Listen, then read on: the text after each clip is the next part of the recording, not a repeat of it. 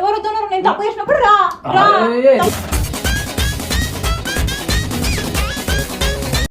రా నీ లెక్క కాదు నేను అర్థమవుతుందా ఫస్ట్ నువ్వు ఫోన్ మళ్ళీ ఎందుకు భయపడుతున్నావు ఫోన్ నీకు ఎందుకన్నా ఫోన్ లో గేమ్ ఆడమా మనం చూడమా ఆయన ఫోన్ చెప్తున్నా అరే చేతుపి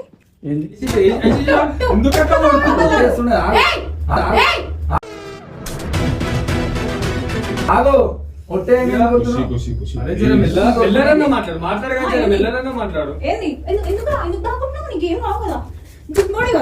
మాట్లాడుతున్నావు కదా ఇటీ ఎవ్వది అది ఇటీ అన్న అన్న మంచి చెప్తున్నా ఇటీ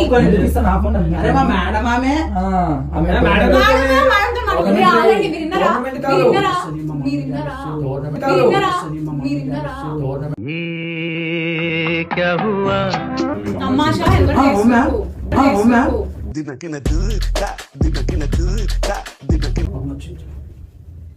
aunty run aunty aunty run aunty ఎలాంటి బుక్కులు చదువుతున్నావు నీకేం అవసరం అదేం అవసరం నీకు జాబ్ పర్పస్ అవుతున్నది ఎవరురా నువ్వు ఇంత టాలెంటెడ్ ఉన్నావు నార్మల్ గా ఒక సస్పెన్స్ థ్రిల్లర్ బుక్ ఇదాన్ని ఇంజక్షన్లు ఎందుకురా ఇంజక్షన్లు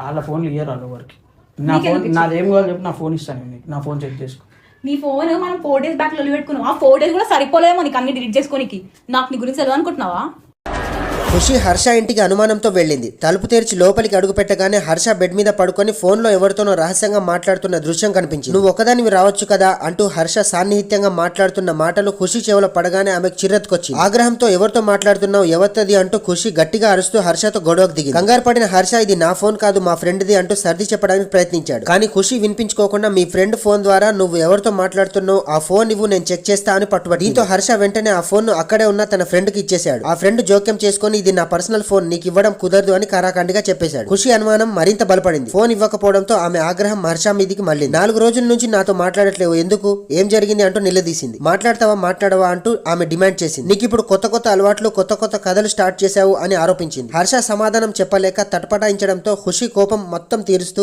అబద్ధాలు చెప్తున్నావంటూ పెద్ద గొడవ పెట్టింది. ఆ ఫోన్ సంభాషణతో మొదలైన అనుమానం ఫోన్ ఇవ్వకపోవడంతో పరాకాష్ఠకు చేరి వారిద్దరి మధ్య తీవ్ర వాగ్వాదానికి దారితీసింది.